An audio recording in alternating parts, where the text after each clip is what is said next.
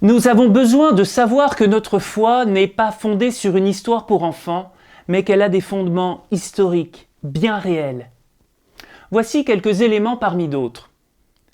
L'existence de Jésus, tout d'abord, est attestée par des sources non chrétiennes, en particulier l'historien juif du 1er siècle de notre ère, Flavius Joseph.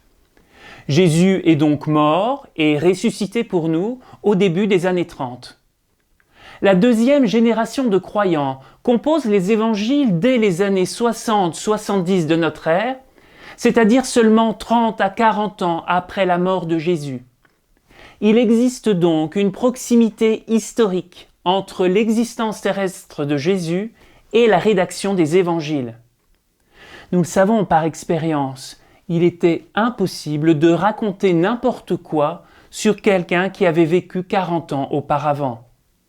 Il existait encore des témoins oculaires qui n'auraient pas accepté des textes inexacts ou faussés.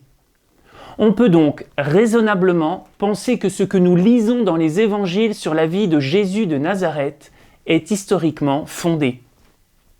De plus, le contexte historique, le roi Hérode par exemple, ou la description de la vie juive avec la présence des pharisiens, du culte au temple de Jérusalem, sont largement attestés par des sources externes. Au milieu de ce cadre historique établi, il y a des éléments qui relèvent de la foi. Les miracles de Jésus ne sont pas contre l'histoire, pas du tout, mais relèvent d'une lecture croyante post-pascale. L'Église a toujours maintenu l'historicité de la résurrection. Il n'y a pas eu de témoins oculaires de cet événement, pas de documents écrits ou encore moins de photographies. Cependant, c'est bien pour les chrétiens un événement, c'est-à-dire que la résurrection n'est pas qu'une construction littéraire, une fiction, mais qu'elle s'est produite dans l'histoire et qu'elle a même changé d'une manière irréversible.